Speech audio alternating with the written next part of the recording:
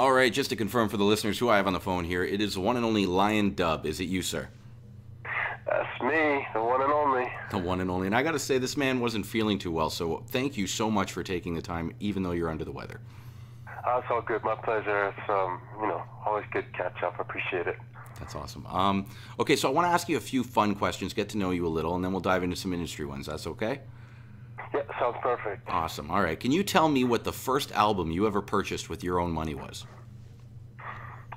First album I ever purchased, that would have to be Boogie Down Productions' Criminal Minded. What is that? I'm sorry, I'm oblivious. What year are we talking? That's a hip-hop record by KRS-One. Okay. It's from 1986. That's awesome. You know what? I made a post recently. Tell me what you think of this statement. I said, Will Smith is the most underrated rapper in the world. Changed my mind.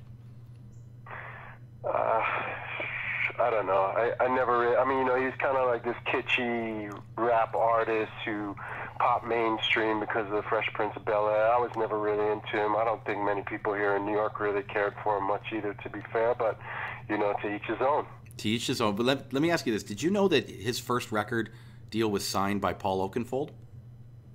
I did not. That's news to me. Yeah, it was an interesting thing I just learned myself. But anyways, okay, what was the first concert you ever attended? That's a tough one.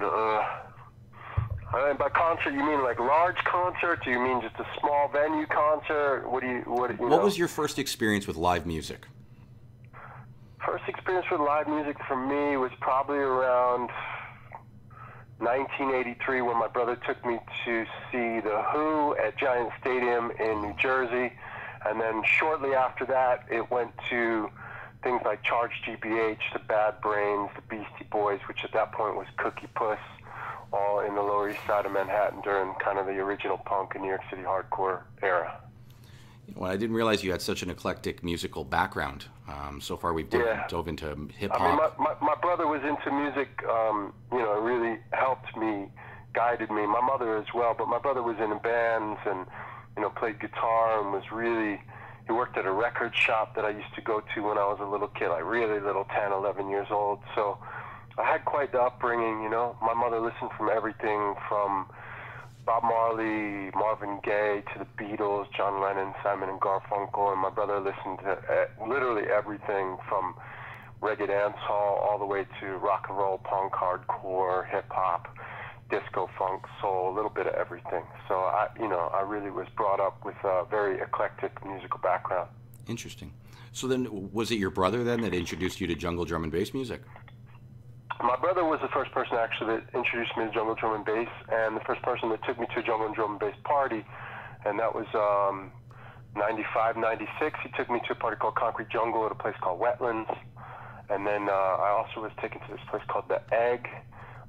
He basically brought me through to these parties, just kind of took me along. I was like the little brother, just, tagging along to these events, and yeah, he was the first person who really turned me on to it, and then I had a good friend named Matt James that really got me hooked on it. I shouldn't say hooked on it, but really piqued my interest a lot more because he turned me on to Rebel MC and Congo Natty's music, and that was when, it really kind of resonated with me a lot more because I grew up, around that time I was listening to a lot of hip-hop and a lot of reggae, so it made a lot more sense, Yeah, that's definitely interesting. What made you want to not just listen to the music, but also want to create it? To be fair, from I was a little kid with my brother, I was always inspired by him because he was in bands, but I used to sit and listen to the radio and record all the hip-hop DJs in New York City. So it was Red Alert, Chuck Chill Out, Mr. Magic, Marley Marl, and then there was a couple other AM and FM radio DJs that played reggae and dancehall.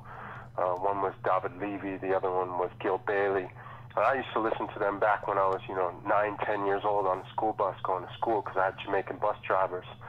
And those guys would always just, beat that music on the bus. And so it was always fascinating to me. But really, it was those radio DJs that made me want to be a part of the music on a level. Made me, Red Alert and Chuck Chill Out, recording them 1985, 86, 87 when they were on Kiss FM in New York City. Those guys made me want to be a DJ and made me want to, really perform music. Well, and okay, so did you start off as a DJ before you got into production?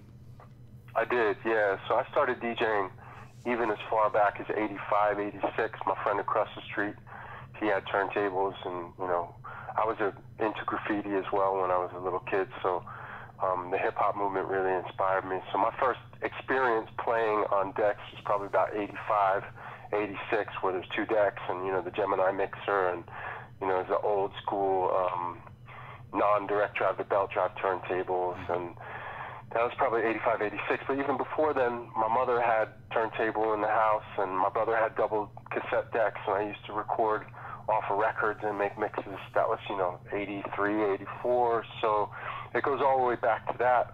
But yeah, I did start professionally around 90, 91. I had my first gig in New York City as a DJ where I got paid and, you know, I was promoted and everything. So yeah, definitely DJing before producing.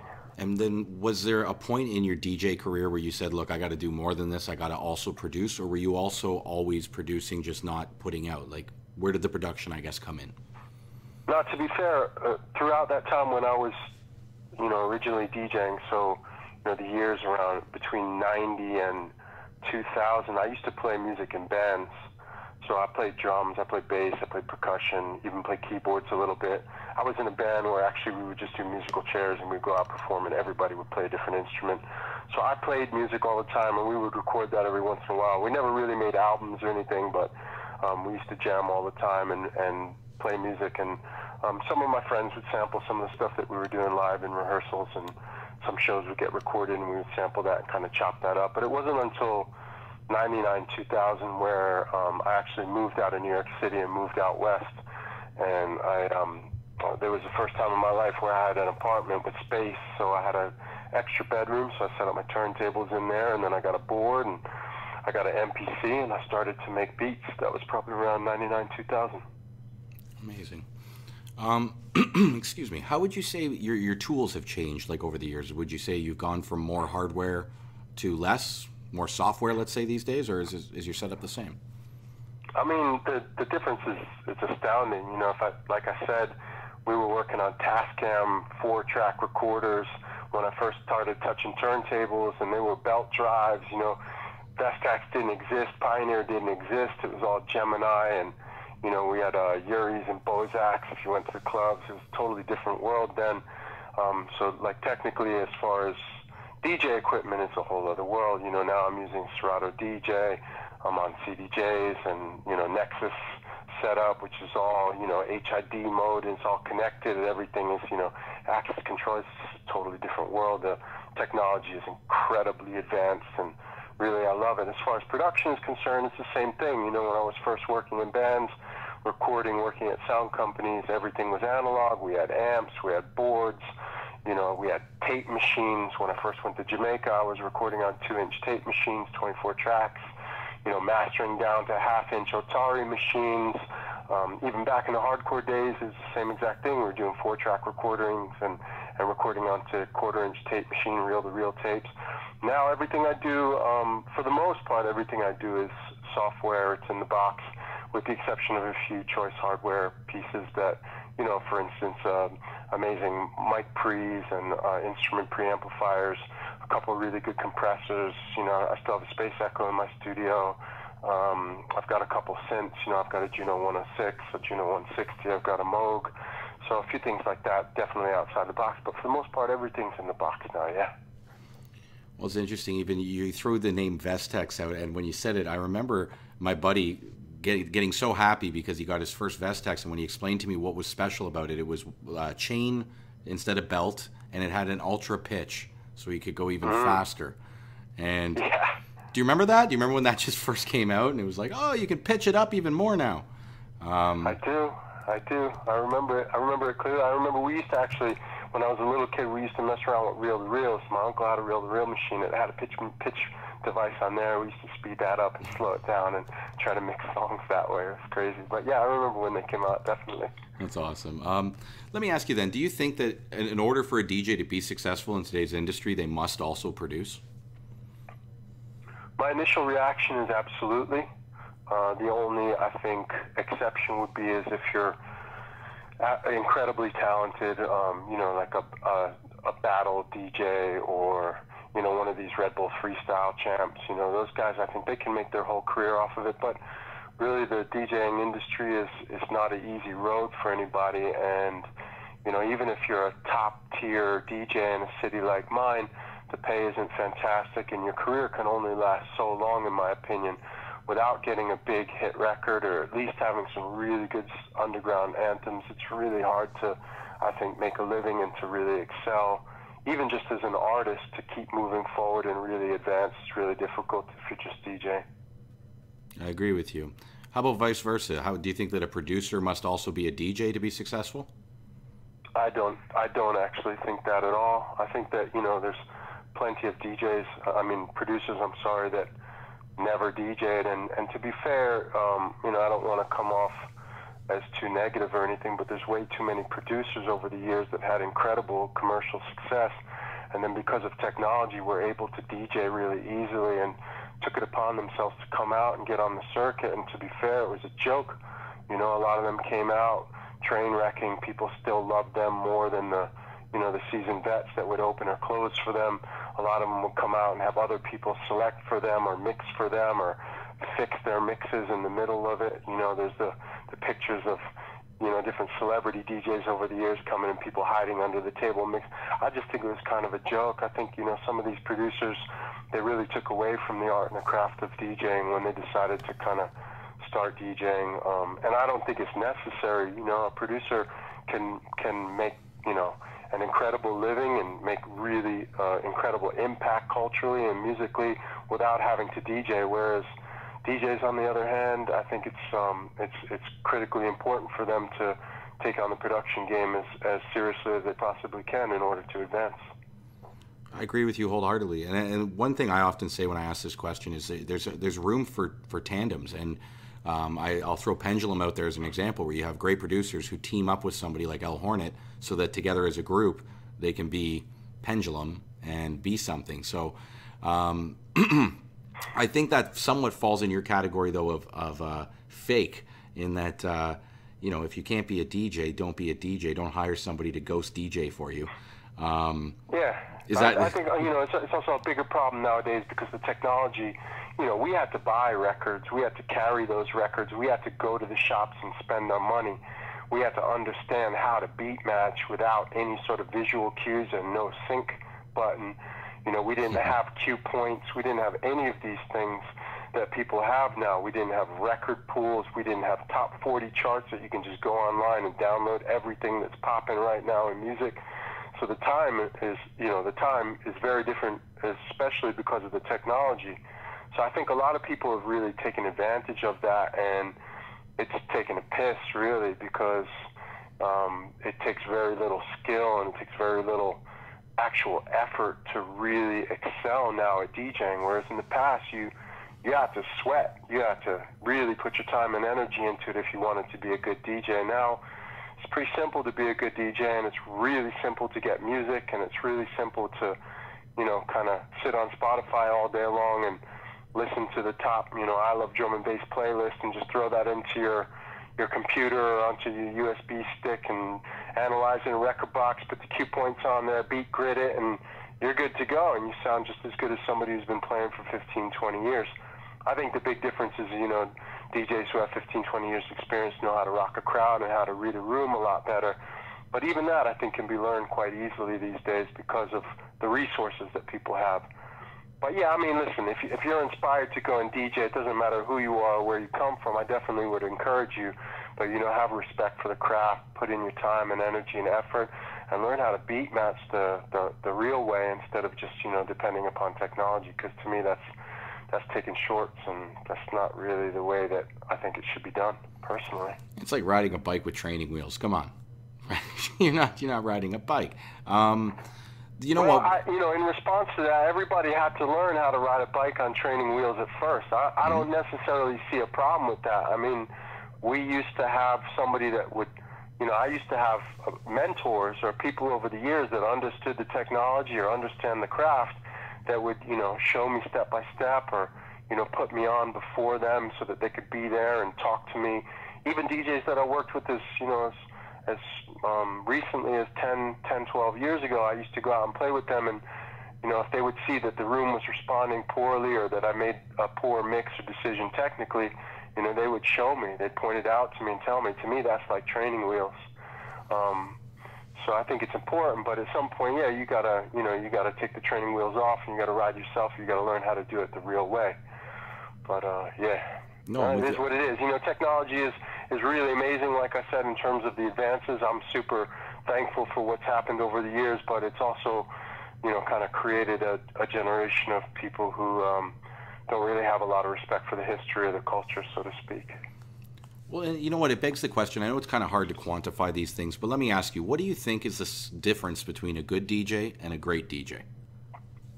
A great DJ is somebody that can walk into any party anywhere in the world and make the people have fun, dance, smile, jump around, and spend money at the bar all night long. A good DJ is somebody who's got, good tracks and can beat match and can throw them out there. A great DJ knows how to rock a party. I don't care what genre, what place, anywhere it is. And I think that that's something that I've learned from being a New Yorker that's really helped me a lot in my career, is that I'm not afraid to play anything, anywhere, for anyone. Whereas in a lot of genres, including jungle and drum and bass, those DJs cannot come out of that genre. They can't come to my city and rock an open format party and do well. And to me, a DJ is somebody that rocks a party. It's not just somebody who rocks a specific type of party. Maybe that's just the New Yorker in me because that's how we were raised and how we were taught to DJ. But yeah, I think a great DJ is somebody who can rock a party no matter what, no matter where, no matter when. I like that. That's a great answer. I've never heard one like that.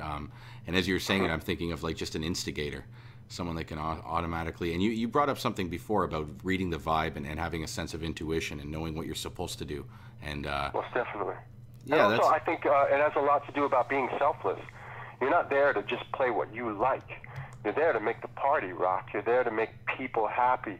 I had an epiphany probably back in about 2010, 2011.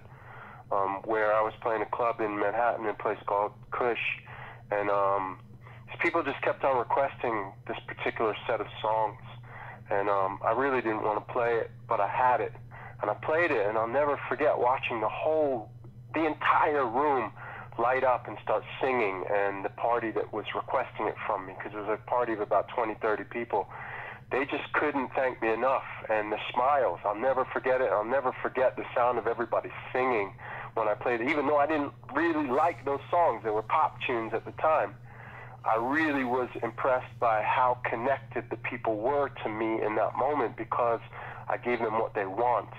And since that time, I've made it a point, even more than ever, to really please people and give them what they want rather than to just be kind of full of myself and what I want or what I want to play or stick in this particular genre because that's who I am. No, I'm a party rocker. I'm a DJ. I'm here to make people dance and have fun. And if I can't do that, then what's the point? That's how I feel, at least. It's a good answer, man. What changes would you say you've noticed over the years? You've been in the scene a very long time. Yeah, tell me, what have you noticed since the day you entered to where we are today? I think, I mentioned a lot of changes already, technologically speaking, even musically speaking. But I think the biggest change that I recognize and maybe I speak a lot about, or I should say the most about these days, is the connection that people have to the music, or I should say lack thereof. It seemed to me back in the 90s, 80s, 90s, even early 2000s, people were incredibly passionate about music. People were very connected to the music. People understood who the producers were. They loved particular DJs. They loved particular radio stations. People went to record stores and congregated together there and, talked about what was popping, and the streets had a buzz about them that related to music that was very tangible. Today, I find that it's quite the opposite. There's a complete disconnect. People don't show so much passion about music as they used to. People don't really care who you are. Care about what you're doing as a DJ or whether you're passionate. They only really care about who you are. If you're a celebrity, you're going to do well no matter what. If you're a passionate, young, up-and-coming DJ that's even doing it, the old-school way with integrity and real skills and practicing, people don't really care about you as much. there are pockets in the world that I will say that that's not true. Places like England and throughout different areas in Europe, that passion is still there. But definitely throughout the States and even throughout Canada, I've seen a change where the generation that really loved, cared, and was super passionate about music and about the DJs and about the clubs, the raves, the events, the promoters, the labels, the releases, that generation is kind of gone, and now technology, the internet, and kind of, you know, this like generation, this generation of people who are there for the, you know, the popularity of social networking, it's really created a very different generation of people, and of, you know, the connection to music has changed dramatically. I think you're to be honest, I love the answer. I think you're hitting on like a hyper narcissistic society that's so divulged in itself that it's not appreciative of the external aspects of things that are occurring. At first, as you were describing that, I thought of saturation. I thought maybe there's just too much saturation, but you're really hitting in on a socioeconomic type thing, in my opinion. Sure. Honestly, because what is it about Canada and the United States that's made us what we are, what you're describing? And you know what, we could go on to a philosophical tangent about it. But well, not to cut. Sorry no, to cut go you, ahead. but you know, I was on Rinse just recently. I was on tour in the UK, and I was on Rinse with DJ Ron, and Ron asked me, you know, kind of a similar question, and I think it's just, you know, people have really become disconnected. They've really become disconnected from each other, from the music, from culture, and also, you know, I had to almost bite my tongue while I was there, because Rinse is one of the greatest purveyors of dubstep culture in the world. And Lofa was actually sitting next to me when I answered the question, because his show was on next. And I said, what really, to me, dumbed down and destroyed the culture as far as jungle and drum and bass is concerned in the United States and Canada was dubstep and eventually EDM. When those things came in, the generation of people who really loved and were passionate about jungle and drum and bass, they really packed up and left. They didn't like it. They didn't like it was bass. It didn't make sense. The noise of it, the lack of musicality, the lack of soul, the lack of culture, the lack of connection, all of those things were kind of, I think, solidified by the rise and the fall of dubstep and EDM. That's an interesting outlook. Because, yeah, we're talking, what, like 2008, 2009? A little earlier. For me, it was like 2006, 2007 when it really started happening in the early stages. But by 2009, 2010, yeah, in the States and in Canada, I could really see it falling off badly. It was bad. And now it's, you know, to me, it's clearly evident when I go on the road. There's little pockets, again, where I'll see people come out of the woodwork for it, but you know, if I compare my shows in 2005, 2006 in the States and in Canada to what I experience now, it's night and day. It's just, you know, an eighth the crowd turnout, and you know, I don't know how to even quantify it, but you know, I think you're doing a great job. Little passion, you know? Honestly, I think you're articulating this very well.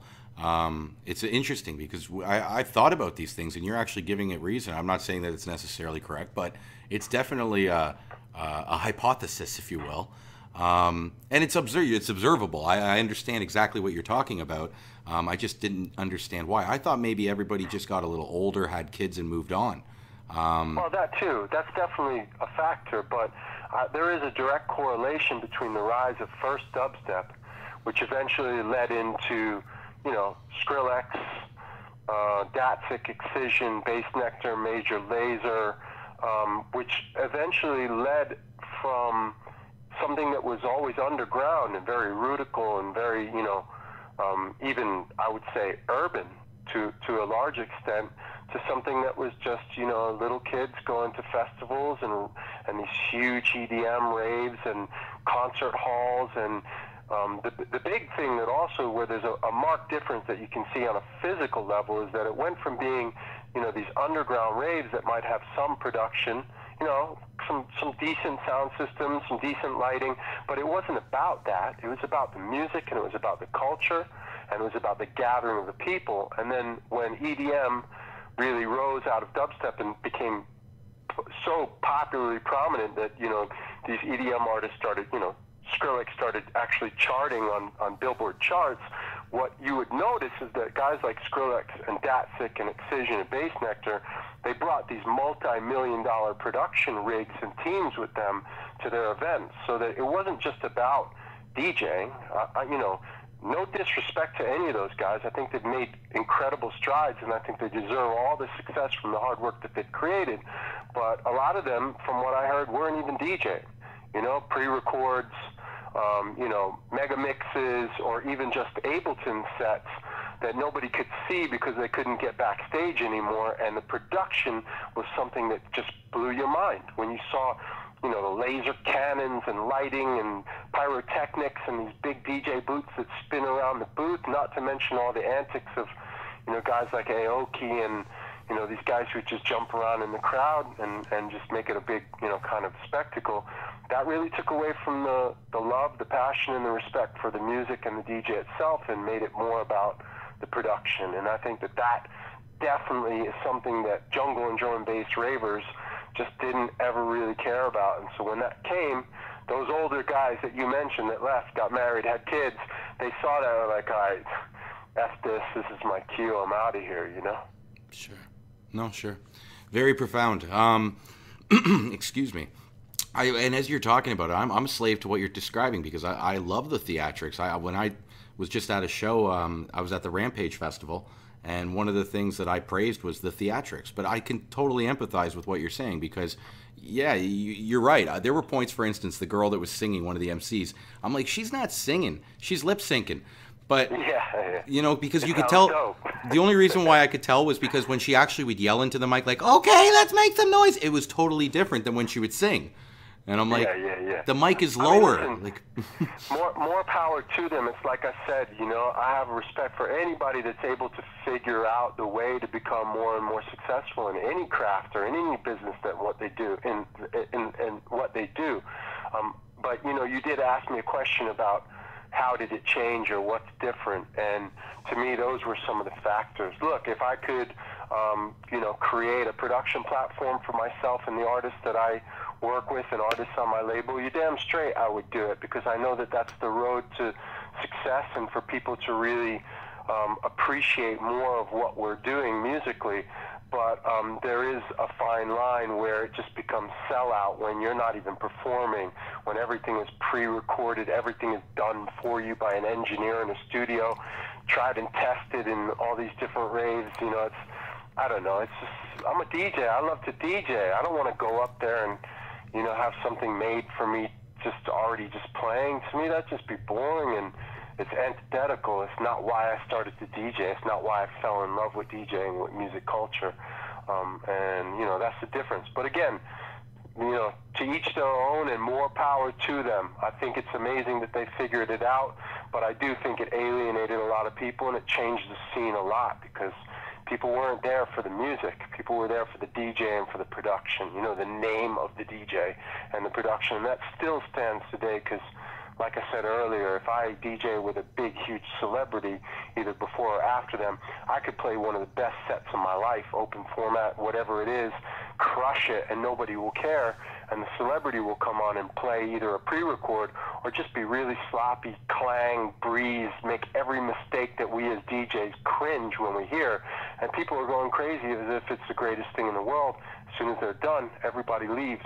And to me, that's just whack. There's no excuse for that. I have no respect for that, because people are just straight dissing the culture. They don't get it.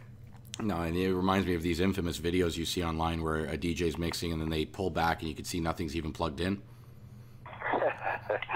Yeah, there's a bunch of those, isn't it? Yeah, and that's the time we're in. What's the point? You know, to me, it's like, what's the point? What? So you have popularity and you make money? All right, cool. Just go be a banker, go be a stockbroker, go do something like that. Leave our thing alone. You know what I mean? Like, it's not a joke. It's something that we love and we're really passionate about. But again, you know, this is an old school way of thinking. People don't really think like that. I spent years in record shops studying, you know, talking to masters, people that, you know, like had been in the business already for 30 years back in the 80s. and you know, there's something that you get from that. There's a respect for the culture and understanding and connection to the music that's, you know, it's priceless, and I couldn't disrespect it in that way, you know. Oh, I hear you, man. And I love the profanity of your answers. This has been great. The last two questions here I'm going to ask you are fun ones, so please just have fun with these, okay? All right. If you could create a Mount Rushmore for the jungle industry, who would your four faces be? For the jungle industry. So we're talking like strictly jungle, or are we talking jungle drum and bass, or is this? It's the whole spectrum of jungle drum and bass, and it could be promoters, DJs, MCs, ravers, anyone from the culture. That's a big one. Let me think. The first one that would come to mind would be Remark, because Remark inspired me both personally and professionally. The second one would definitely be Rebel MC, because that was the first jungle music that I heard where I said, yeah, this is fresh. Let me see. The third I would have to say would be Marcus Visionary, because I think Marcus as a whole he's the godfather of jungle music in North America. I think he's very underrated, and he's been there from the get-go, and he's really held the throne and carried the flag and held it down longer and stronger than anybody else here. And the fourth, geez, it's a tough one. There's so many. I mean, I suppose off the top of my head, I would say somebody like Nicky Blackmarket, or hey, you know, so even somebody like, it's hard for me, you know, there's so many names come to my mind: Hype, Randall, Navigator, Skibbity. There's so many. Look at this. We don't have enough rock space for all these faces. Yeah, we don't have enough. I mean, if there was I mean, you know, there's also like Eastman, you know, who founded Cool London. You know, and even going back, you know, there's a guy called Gerald, you know, and a guy named Gerald. Is that what you said? Yeah, a guy called Gerald, yeah, who many people credit as, you know, the first jungle producer ever. Really, there's, you know, Mark Mack, 4 Hero. I mean, to be fair, there's maybe a few too many there, but definitely Remark, definitely Rebel, definitely Marcus for the States, and I don't, you know, the fourth one, I mean, it's toss up. We'd have to have some kind of a Hydra head, maybe. You know what I was picturing is, you know, like the old Mario game where the thing would spin and you'd hit your button and it would stop on something? Yeah. So we have a head like that, and it's got, like, let's say 40 heads, and we'll just let people push the button every time they come to the visit, and they might get a different head. I think this brings up, you know, it's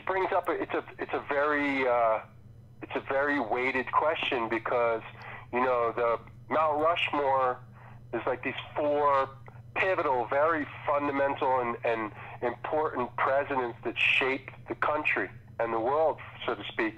And in jungle music, I think there's so many more than 4, and depending upon, you know, which time of jungle you look at. I mean, if it's the actual foundation time of jungle music, you know, there's still even a good 20 people that I could name, you know. Well, and here's what I would say. DJ Bookham, you know, DJ Ron and SL, Ray Keith. There's so many really influential and and you know, even guys like Busy B and Dextrous, and you know, there's so many pivotal people. Andy C with Ram.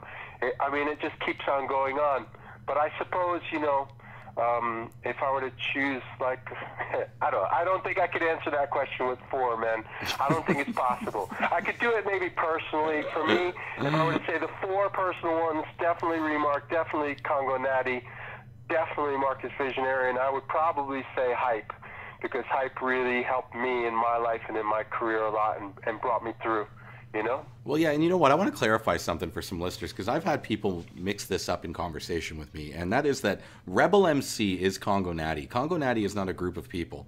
Yes. It does get misconstrued, though. I've actually said that to somebody nonchalantly. Oh, yeah, a lot of people think that. And he's like, Congo Natty's not a group? I'm like, no, Congo Natty's Rebel. It's the guy. But it's... Yeah, I mean, you know, Rebel doesn't get a lot of credit either. He's doing well, and his career has excelled on a certain level, but I don't think people understand the importance of what Rebel did and how pivotal his music and his transition from UK early hip-hop into jungle was. It was essential in forming the sound of, in particular, raga jungle. And it is undisputed throughout the world if you really understand the culture. Definitely. Okay, final one for you. So before we move on from that question, yeah. do you remember? Do you have a 4 heads of jungle? Is there in your mind the 4 heads that you know for that Mount Rushmore of jungle? I like that you asked me. I've always said that for me it would be the Telepathy set: Andy C, Skibba, Det, and Stevie. Okay. So, and I understand, like, what I say also when... Sorry, go ahead. That's dope. But those are all artists. You know what I mean? We're leaving out the radio guys. We're leaving out the label guys. You know, we're leaving out... Well, I mean, but still, you know, that's... Well, and here's what I say. Like, when it comes to even your Mount Rushmore, it doesn't have Thomas Jefferson. There's no Benjamin Franklin. There's no George Washington. So there's a lot of your fundamental rudiments of your country that aren't in Mount Rushmore. It's just 4 homaged faces. And to me, they're not your best presidents. Like, if you could redo the thing now, I'd probably put a couple different faces in. But that's why, to be honest, man, it's more about this dialogue. It's not about a true answer. Nobody's making a Mount Rushmore for us. But I loved your answer because I hear all the names. And honestly, Remark is your first answer is interesting. I don't think anyone else has ever put him. And then Marcus is your third is honorable. Like, I hope he listens and hears this. Because a man of your stature to put Marcus, I'm sure he'll be humbled. Well, I mean, listen, we're this is a Canadian broadcast. You're based in Toronto. I'm based here in New York. We're not too far from each other. And I think something that's really important to mention is that, you know, there's certain people like Marcus, like Raul, R-A-W, you know, like Dara and DB here in New York, who really represented, or Mac from Concrete Jungle here in New York City. These guys have represented from day dot and have really carried the torch and really done their best to bring jungle and drum and bass to the masses here in this country. And if there's any one person in North America that deserves, in my opinion, the most credit for it, who's still doing it and still remains true to the craft, the sound, and as passionate as he was then as he is now, is definitely Marcus Visionary, without a doubt. And I don't think anybody can dispute it in any way, shape, or form. Here in Toronto, man, he's our godfather, and I don't know anyone that would dispute that. All right. Well, if you look at, you're talking about Toronto, but I'm talking about North America. You got to remember, you guys were crushing it up there in '92. Our thing didn't kick off until '94 down here, really. I mean, there was a few things, but really the jungle movement, you guys were pushing it in the days of hardcore. And that, that's Marcus's history goes all the way back to that. Yeah. And that's, to me, that's admirable. And that's the foundation of it here in this continent, not just Canada, I hear you, man. And you're right. It might not be as respected, as deep as he has done it. You're right. He might not get it beyond Toronto. We know who he is here, and we love him here.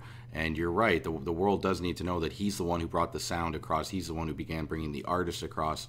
And this is before we had spaces. So we were talking earlier about throwing a jam in the theatrics you have to put. You had to bring a sound system. There wasn't one.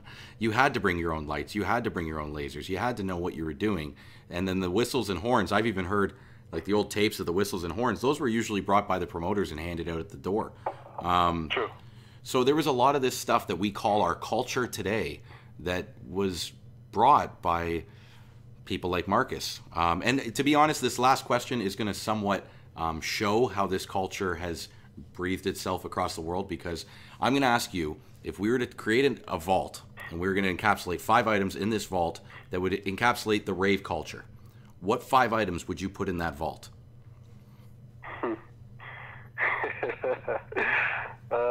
That's a deep question as well. I think I probably would not be the best to answer this question, because I think my experience is very different from a lot of people when it comes down to rave culture, coming from New York, and not really, I'll be as honest and truthful as anybody would about this, but I came from hip hop and reggae, that was really my upbringing. I didn't really start going to raves until 98, 99. And it wasn't even, it wasn't even because I wanted to go, it's because people would drag me out to these things. But, according to my experience, I would say throwing a Jungle Fever tape pack from back, 94, 95, throw in some recordings of Weekend Rush and Cool London from those times as well. What else? You know what? I'm going to throw one that you're not going to put it in there now, but the last person I spoke to, who's out in California, he said throw in camo netting. And I was like, yeah, because we put it all over the speakers. Yeah, I mean, that would definitely make sense. But here's camo netting for sure. And my point is that that's something that's traveled its way around the world. Like, who else puts camo netting up? You know what I mean? Yeah, it makes sense. Definitely. I would think more of like a portrait album of all the people who have really been fundamental and important to the jungle and drum and bass scene, like those individuals I mentioned earlier for the Mountain. And what else? Maybe some DJ gear, some old turntables and an old mixer. And then perhaps, one of those flyer packs from back in the day, or even a modern day flyer pack, like when you go to London and you come out of the shows and you see all these flyers with these names and all these different colors and, pictures of ravers and different venues all over London. Something like that would be really great, I think, as well. No, I used to have them on my wall. I was one of those kids who collected them, and they were all around my bedroom. Definitely. Sadly, with the digital era, you don't really have those here. Well, I just came from London, and you come out the raves and you get these thick-ass plastic bags with, 40, 50 flyers in them, full-page, big-ass 16 by 20 flyers with, 40, 50 named DJs on each one. Still alive and well in the UK. That's awesome. So, to me, that's a real positive thing. Who knows if it'll ever really come back. It's interesting because I was reading a New York Times article earlier this week about rave culture in New York City. It was in the New York Times, and was talking about how is jungle the next big fad or the next big craze. And it was just talking about how, this music was so different from what anything in North America had ever been, that they weren't sure if it was ever going to hit or really latch on, because it was too fast, it was too revolutionary, it was too underground. But at the time of the article, which was 95, it was really picking up, and they thought that maybe this was going to be the next big craze. And who knows, maybe it's still possible, but that's a question that I always, I struggle with, and I speak to my British friends when I'm over there all the time, is, what is it that makes it so powerful in England? Why is it such a strongly rooted cultural, norm in England and throughout Europe now for the most part, but especially in England, and everywhere else it's just kind of weird, if you ask me. It's not really there. I think that people just don't really get it. Maybe it's something, they always say it's something in the water, or maybe it's something in the weather. The Jamaicans attribute the better music sound and loudness and quality and grit to the fact that they use 220 instead of 110 in terms of their electrical power. Jamaica and England share that same higher level of power, frequency of power. Whatever it is, though, I hope that it catches on, and I really hope that at some point people in this continent and the rest of the world will somehow learn to relate to it and get that bug like we did at one point. Yeah, man. I agree with you, and I hope it happens. What I often use, metaphorically speaking, is it's like riding a wave, and I say, the wave hits its pinnacles, it smashes back down, and the next time it comes, you can either be someone surfing in it or be a part of that wave. And True. I like to be a part of that wave, because the more people that we become part of that wave, the wave becomes bigger and stronger and lasts that much longer. True. But hey, I want to talk to you a little bit more, but I got to sign off to the listeners. So can you stay on the phone with me? Fantastic. All right. Guys, I hope you enjoyed listening as much as I enjoyed talking to him. This was Mr. Liondub I will have links below to some of his music. You know what? Before I let you go, Mr. Liondub, do you have anything going on in 2019 that I could talk about right now before we sign off? Tons and tons. It's the 10-year anniversary of the Liondub International label, so we're kicking off a new website, brand new merchandise line, plus a string of ridiculously wicked releases. Just put out a brand new Street Series release from NC-17. Have Motive out today at Juno Download. The 3rd of June, we've got J-Line's first EP on the label, and Lost City to follow up with that. I've got an LP from Mr. Explicit. I've got 3 singles from Subkillers out of San Diego. Tons of new releases from Boo, Dutta, Kumo. Got some really amazing reggae and dancehall projects in the pipeline. So yeah, there's plenty of great things. I still got my Cool London radio show. That's Wednesday nights, 6 to 8 Eastern Standard Time, or 11 to 1 in London. And yeah, man, things are moving forward. I'm really excited about everything right now, and I think it's actually a really good time. I think, like you mentioned, the wave is it's on the up right now, and right now I feel like I'm riding on top of with a bunch of other heads that really deserve to be there as well. So plenty to look out for, and just hit me up on the socials if need be. It's Liondub International, or DJ Liondub, or just Liondub, Liondub. Definitely appreciate being on the podcast, and appreciate all the support of the listeners and everybody that's supporting myself and the label over the years. Peace. Oh, thank you. As always, guys, thanks for tuning in. Until next time, peace out.